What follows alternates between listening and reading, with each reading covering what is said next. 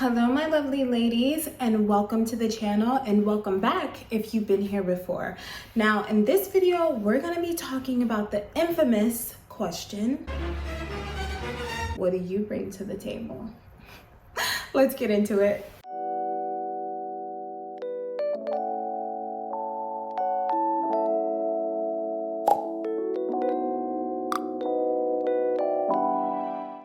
So this question has been asked all over social media. People are asking, what do you bring to the table, men? What do you bring to the table, women?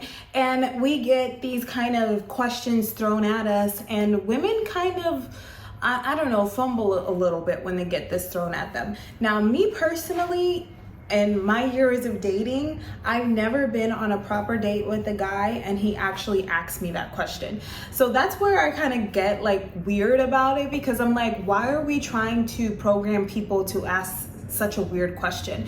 But fine. If that's what we're doing now, then let's get into it. Well, on this channel, I have talked so much about what men should bring to the table, and I stand behind that 100%. You can watch all of my videos and you will see, basically get an idea of what I think men should be bringing to the table. But I do want to let you ladies know what you can tell these guys if you ever get asked, or really what you should be feeling inside of what you bring to the table. Because I do think that women sometimes feel like they don't bring anything to the table unless they bring their wallet, right? They feel like they have to match what the guy brings to the table, which is absurd. But again, I've never been asked this question. If I ever did get asked, I'm married now, but if I ever did get asked, I would just play like I was confused, like, wait, what table? What do you mean? What did I bring to the table? Huh? What are you talking about? I would make them have to spell it out to me, because I think that is a rude question. And also, why do you gotta ask? I mean, if you can't tell, then whatever, right? Then what are we doing here? So yeah, that's how I would respond, and that's how I suggest you ladies respond, just with confusion. And yeah, like, what? Make them explain, and I need them to explain it in deep detail, so I can see that they're an internet troll and that they surf the web all day long, that they have to go and ask me questions that people ask people in the middle of the street what I do, what I bring to the table. So yeah, definitely don't have respect for people who ask that question. So weird. And yeah, if you get asked that, I suggest act confused. It works every time, honey. That's actually something that women, I think, don't use enough, is to act confused and see how far people are willing to go to make themselves sound and look ridiculous. Like I said, if a person asked me, what do I bring to the table? I would genuinely say, I would look around the table and say, huh? What do you mean? This table? And they would have to explain to me. I would literally come down a few notches in my education, in my knowledge, just so they can break it down to me what they mean. And then I would sit there confused and say, oh, and never answer the question. Anyways, that's just like a fun little thing. If you ladies ever get asked that question, yeah, play dumb. I did write down a couple of notes here because I want to stay on track, and as you know, I can pretty much ramble and talk about 20 different topics all in one video. So let's try to stay to this topic about what you bring to the table. So again, not something that I rarely think anyone's asking this question up front. I think it's really an internet question, a troll question. It's not a real question. But let's go with it, right? Let's talk about what you actually bring to the table. Now, what men and women bring to the table are two completely different things.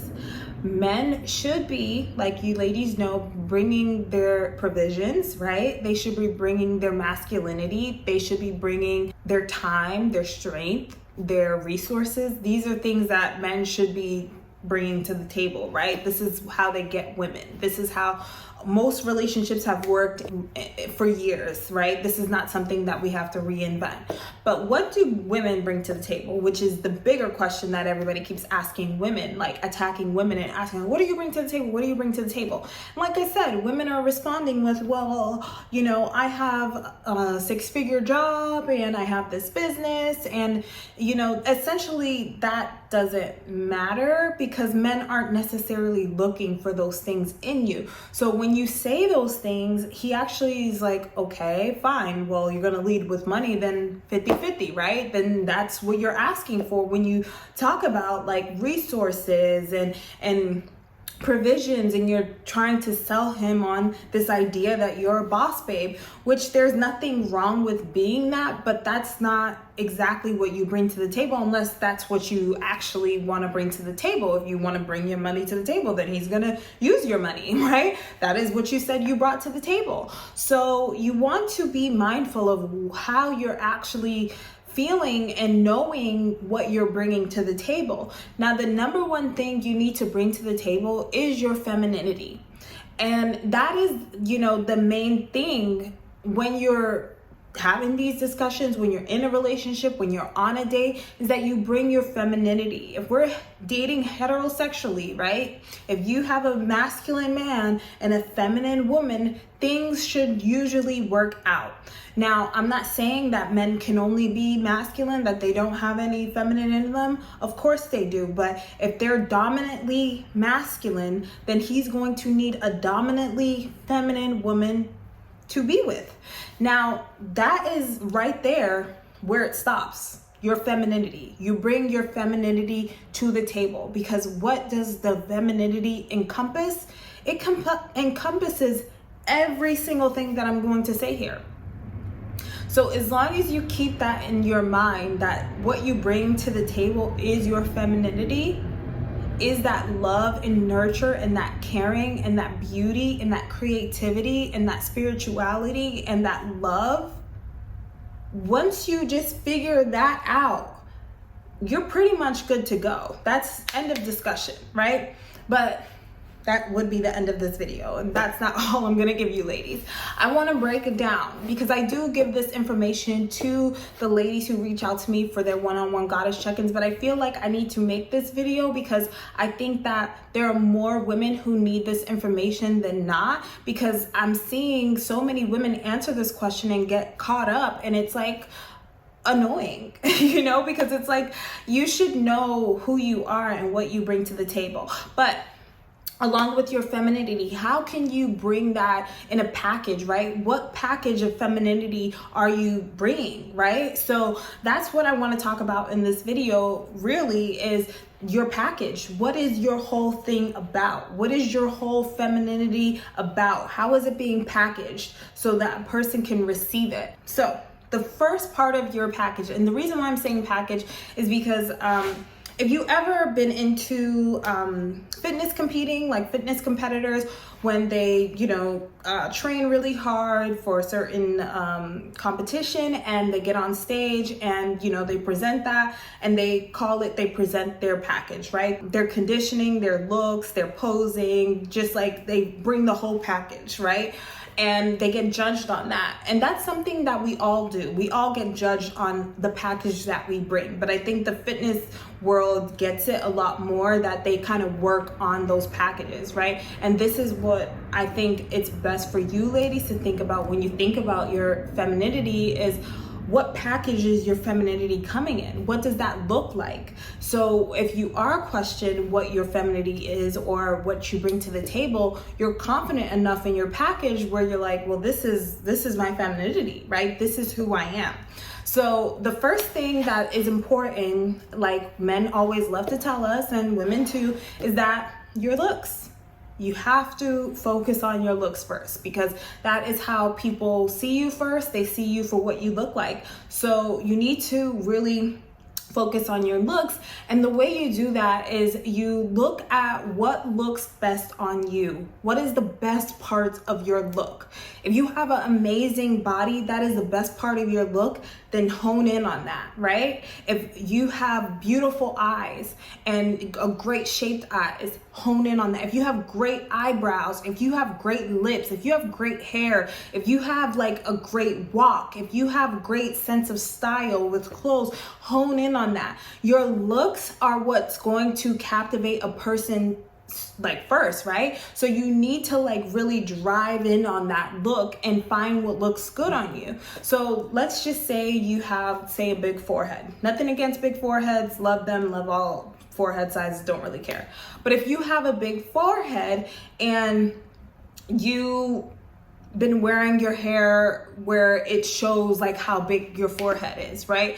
But now you're like, okay, well, this is something that I don't really want to show so much of because that's not the best part of my look. So now I'm gonna get a fringe, right? I'm gonna put something to cover that up a little bit, and so it can like make me look a little better. Now that is something that you should be doing, right? Kind of tweaking your look.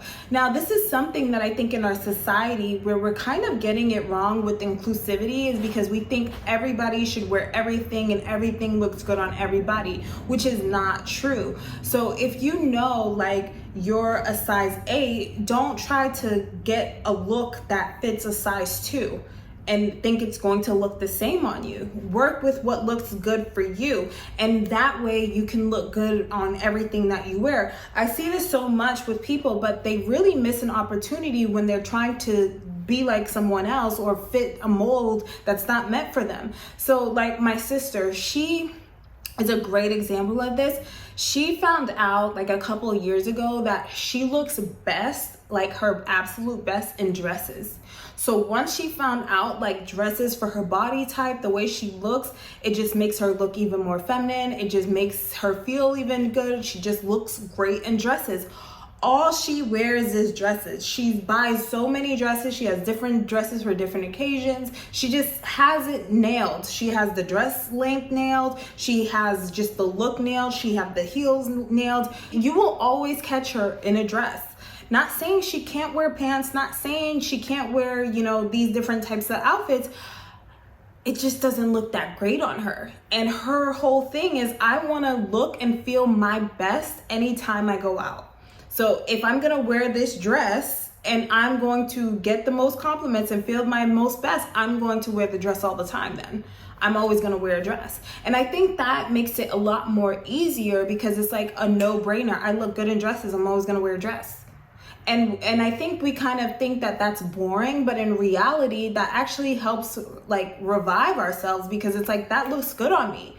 Like it's the same thing once I realized when I was first started doing my makeup, I would do my makeup, you know, any type of way. I would follow trends. I would do like, you know, anything that was cool, and that's fine. But eventually I started figuring out my look. I started figuring out what lip colors worked on me. I started figuring out what way I wanted to contour or what kind of look I wanted to do or what I wanted to do with my eyes. And then I stuck with it. And I barely changed my makeup. My makeup routine is literally the same, and I can do my makeup in like 20 minutes. I can do it in like 10 minutes if I'm rushing, but like I can do my makeup fast because I know like that's gonna work every time. Every time it's gonna hit. Every time I'm gonna look good, and I'm not guessing. I'm not trying to figure it out because I know that's my look. So I want you ladies to really hone in on your looks and find what's your thing. Now this may take time. Obviously, trial and error needs to happen, but once you figure it out, go all in on it, because that can be like your saving grace, that this person, whoever you're dating, whoever you're in a relationship with, they will then begin to know you like to look beautiful. Even if it's like just a small thing of changing your lipstick to a better color, or changing the colors that you wear to different colors, or changing your wardrobe to, you know, go with the silhouette that goes with your body type, and people will think like, oh my God, you look great. And it's like literally you're not really doing that much to look that amazing, because it doesn't take that much, right? So if you have like a really nice body, you work out a lot, you have a great physique, hone into that, right? Make sure you're wearing stuff that kind of shows, not in a raunchy way, but in a really nice way, that you have a great body. lean into that. So really analyze your look, analyze what you look best in, what is not so good about your look, and how you can tweak that, and how you can kind of hide your flaws and kind of push out your perfections. And I know not everybody's perfect, but that doesn't mean we shouldn't strive for perfection. So kind of go in on yourself and really analyze, be critical, and say, this doesn't look good on me, this looks great on me, and go with that. I did that. I had to do that when I was clearing out my closet, and especially when I was when I got married and I had to like move into my husband's house. Well, our house now, but when I had to move into this house, I had to be real with myself, and I had to go through my clothes and say, that doesn't look good on me, this is not the person I am, this is what I wore in my 20s, not gonna wear that again, this is like, and clearing that stuff out then allowed me to really hone in on the true look that I wanted to give and what I feel more comfortable and beautiful in. So really focus on your looks. Now, another part of your package that is equally important is your personality. Now, this is something that women, I've seen so much, but I live in LA, right? So there are so many beautiful women, like drop dead gorgeous women here.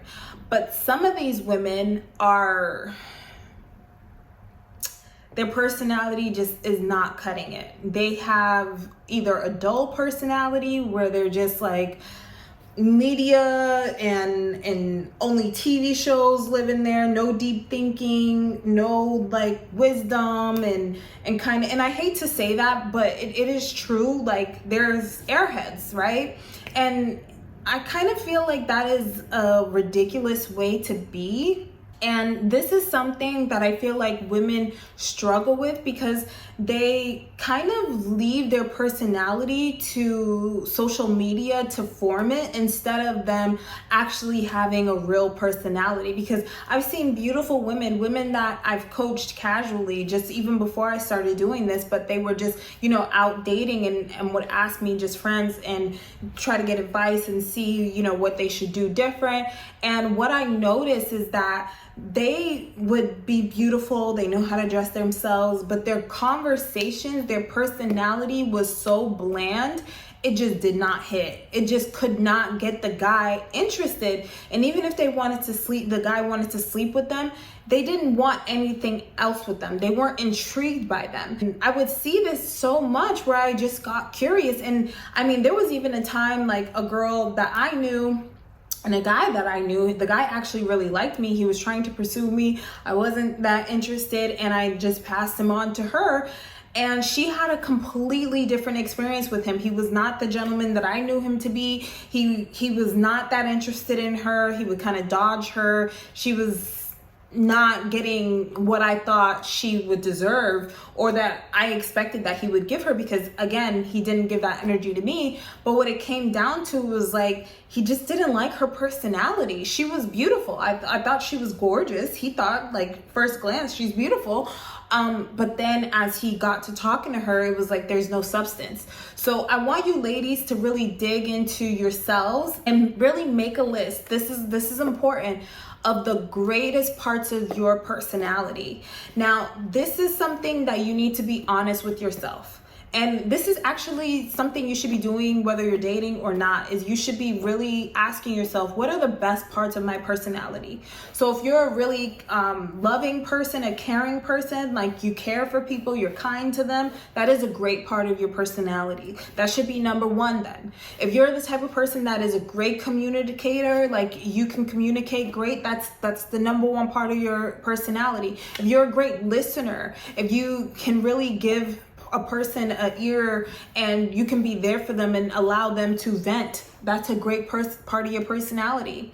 If you're just outgoing and funny, and that's a great part of your personality, push that up. If you're very intelligent and you like to know about different things, like you like to do deep dives into knowledge, that's a great part of your personality. Write that down. These are all things that you should be aware of your personality and work with those in your when you're dealing with with men and when you're dealing with people in general. Just work with the greater part of your personality. And then you're going to make a list of the not so great parts of your personality. Say you get a bad attitude. Say you cut people off when they talk. Say you have little respect for people. Say you don't have patience. Say you know, all of these kind of negative, not so nice parts of your personality. I need you to be aware of it. I need you to be honest with this. If you can't do that with yourself, you need to ask somebody else to do it for you and tell you these things, who can be honest with you. You need to make these 2 lists, and then you need to say, okay, I'm going, and this is the same thing with your looks, right? You need to do that, and everything I'm going to tell you, this is where you make your list, and you say, this is the best part of this part of me. This is not the not so good part of me. So I'm going to show more of the good part and kind of push the bad part out more and more each time. That is how you work on yourself. That is how you do your inner work. That is how you get people to actually want to be with you and be around you, because you are bringing them the best package. You are respecting yourself, and in turn respecting them by giving them the best of you. So remember that, you know, it's not only about looks. Your personality has to match, and you have to match the person. Not everybody's gonna like your personality, no. But if you are genuinely a nice person, but the person you're dating only sees the bad attitude that you have, or the, you know, the lack of patience that you have, then they're not going to see this kind person that you truly are, the best side of you. So you need to hone in on the best parts of you and bring that to them, right? Bring that to the table, that best part of you. So then they're not going to question, well, what do you bring to the table? Because they're seeing the best parts of you, and they're seeing this is who she is, this is what she brings, right? So just remember that. Another thing I want you ladies to make a list on, and this should be fun, is the most interesting things about you, the most intriguing things, the stories that you can tell that get people to say, wow, that's so cool, I can't believe you did that. I'll give you an example. One of the things that is a little interesting about me is that I danced in the Boston Ballet. This is something that I did growing up. I was a ballerina.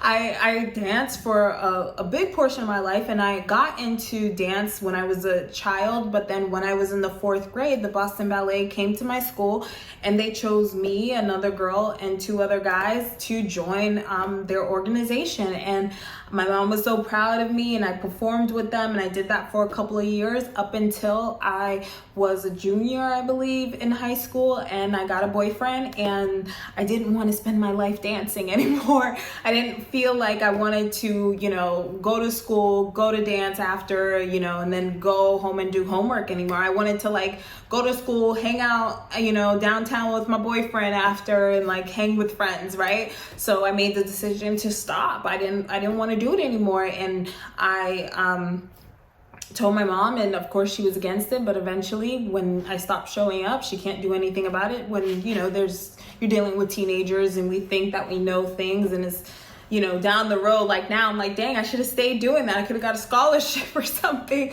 But you know, if I'm where I'm at right now, I'm perfectly fine with the decisions I made. But I'm saying those are interesting stories, because people don't necessarily think, oh shoot, you did that, right? So that's just one story. I'm sure we have so many stories that are interesting and intriguing, and we can kind of like get like connected with people. And you want to give those kind of energy to people, because you want someone to feel connected to you, that you want them to feel like you're interesting, and that's cool, and you lived a nice life, like you've done amazing things.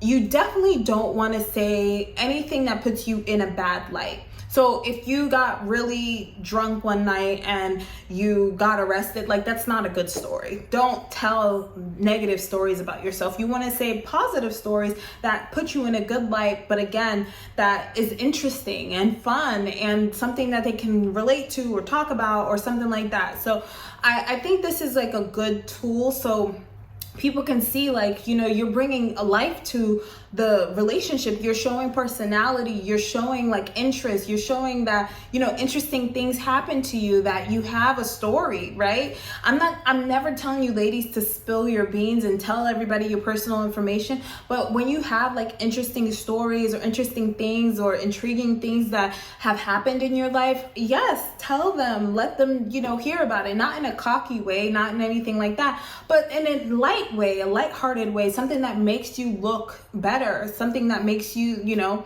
sound better to a person. So, you know, think about that. Don't tell stories that involve other men. Don't tell stories that kind of make you look a little suspicious. Like, don't do anything like that. Like innocent stories that are interesting and fun and you know, make them feel like, oh wow, that's really cool and interesting. I mean, I have so many, especially living here in LA, just celebrity sightings and things that's happened to me where I'm like, oh my God, I can't believe this happened to me. Long story short, like, I actually met Eddie Murphy, went to his house, did his daughter's hair, you know, had a whole experience. I mean, that's another story for another day, but that happened to me, and that's something that I will always keep in my heart, because Eddie Murphy was one of my favorite actors growing up. Ever since we were little, my mom had one videotape, and this videotape helped her learn English. And because my mom is from Haiti, and, you know, she came to America, and we're first generation American, and she had this tape of Coming to America. That was the one movie we had on cassette. And so as a kid, I would watch this movie. I loved this movie. I would laugh at it. I loved it. So like, meeting Eddie Murphy was like, oh my God, right? So that's a story that I will always tell my kids and everything like that, but it's interesting and intriguing, right? That's a cool thing to happen. So write down the stories or the things that happen to you that like you are willing to share, that makes you interesting and that makes you more intriguing, and share that with the person that you're dating. And you can do it, sprinkle things little by little. You don't give them all on the first date or the first outing. As the more they get to know you, the more that they're gonna uncover like these cool, interesting things about you, right? So that's part of your package. It makes you seem like, wow, there's so much life that, you know, you're living, and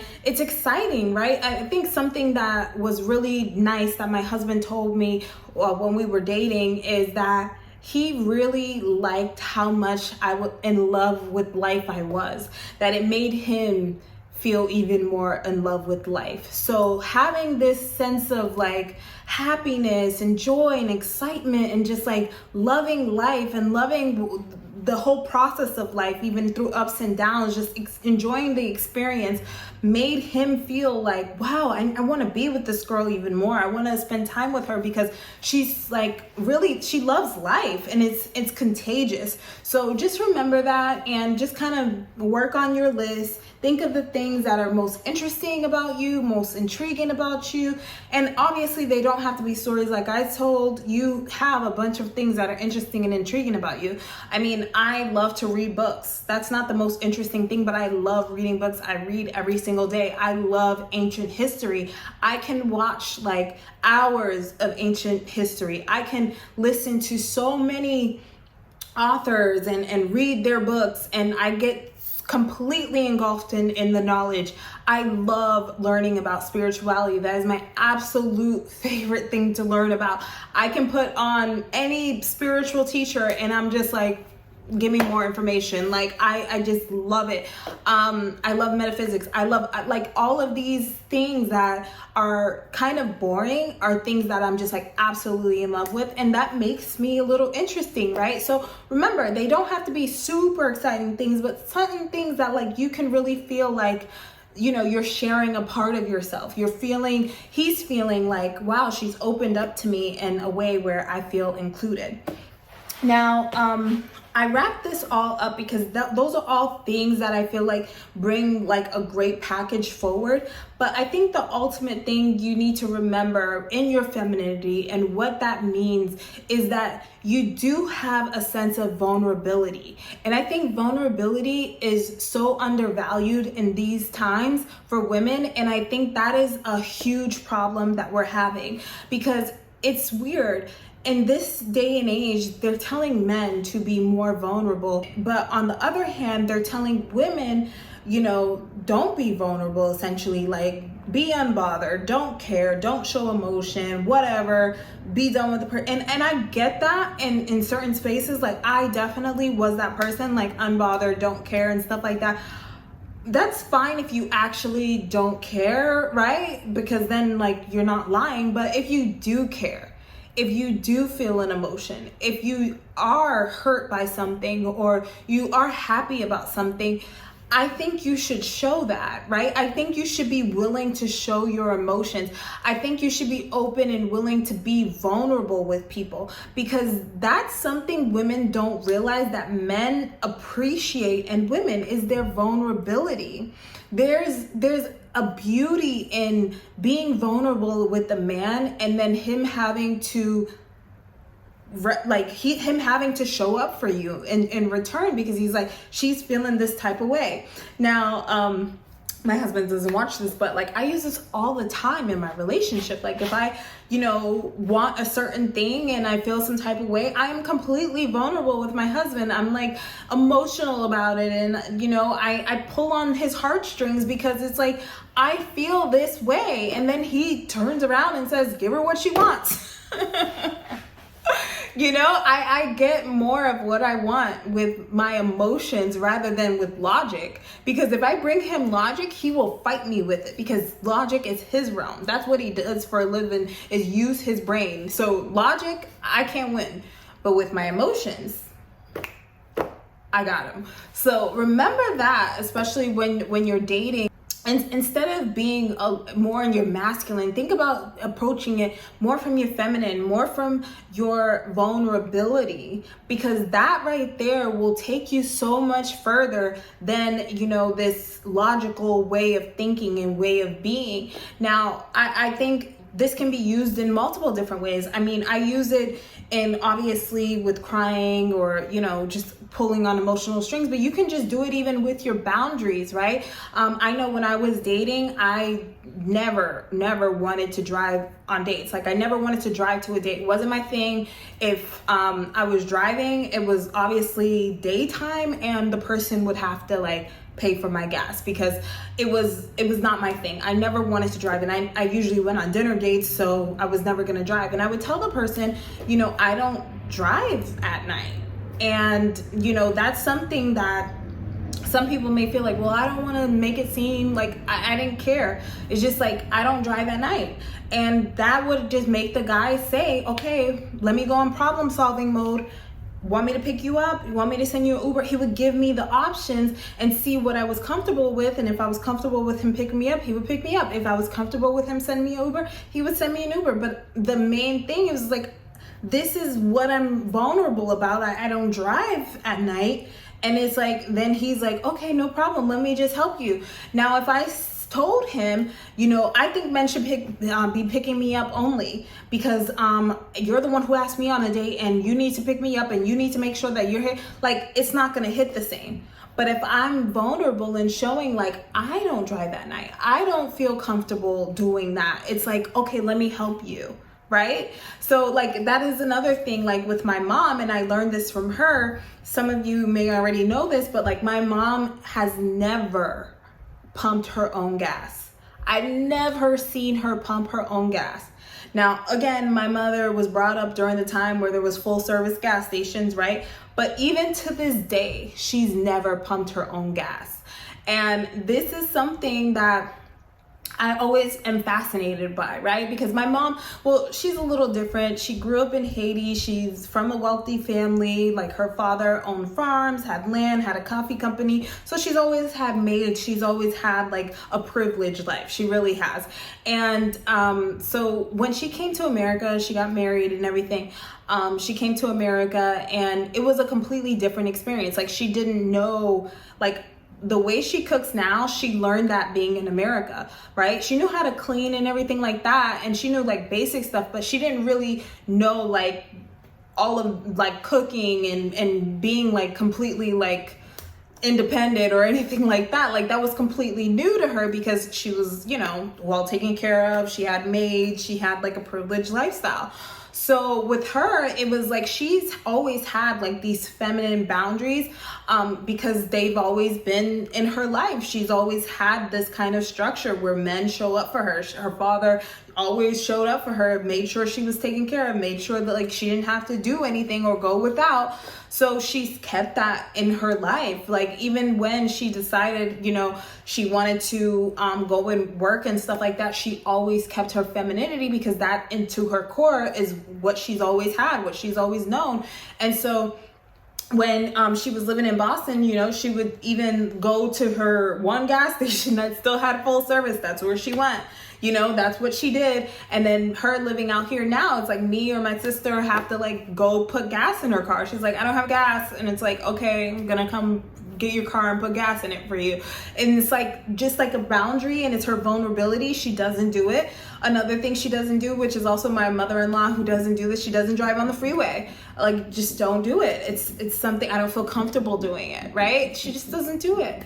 And I think that is like, it's inconvenient to certain people, but like I love it in the same way. It's just like these like vulnerable ladies who are just like, oh, I don't feel comfortable doing that. And it's just like them being in their emotional state, but then you like go to help them and it's like, okay, like, you know, I'll drive you, or I'll put the gas in your car. It's like you get this kind of emotion. So I want you ladies to think about that. And I think a lot of women from like the earlier generations, they have that down packed because that's just the way that they lived, and they just were open more with their vulnerabilities. They didn't really have this, I'm gonna do it all on my own, I'm gonna do what a man's gonna do type of energy. They're just like, well, I don't know how to do that. And yeah, and the guy's like, oh, I'll help you do that, right? So I mean, I use it all the time. Like, I definitely know how to do a lot more things than my husband knows I know how to do.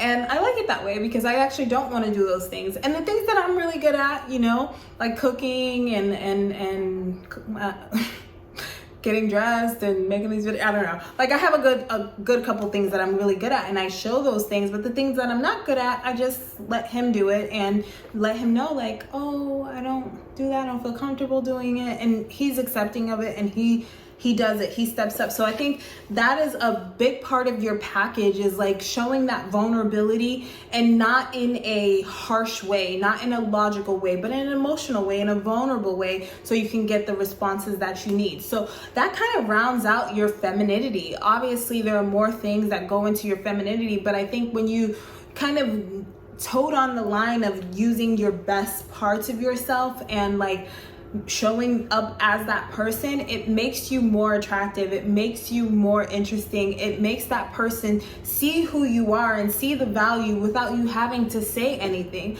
But again, I don't think that they're on dates asking, what do you bring to the table? That is an awkward thing to ask a person, and it's rude.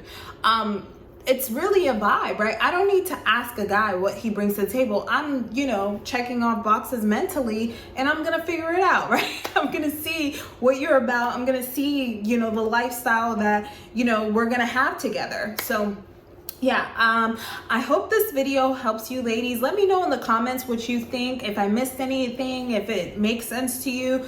Also, if you want to dive more deep, maybe in your own personal relationship, you can always email me, right? You can always reach out to me. I have my information down below for you ladies who want that one-on-one goddess check-in, where we can talk about your specific life with your specific goals and your specific lifestyle that you want, or that you're living, or whatever it is that you want to work on. I'm here to help you. Also, you can always support the channel by just subscribing. I hope you ladies who are already subscribed love it here, because I love being here with you. And if this is your first time watching and you're feeling the vibes, subscribe, watch another video, like the video, leave a comment, let me know what you think. All right, well, I will see you ladies in the next video. Bye.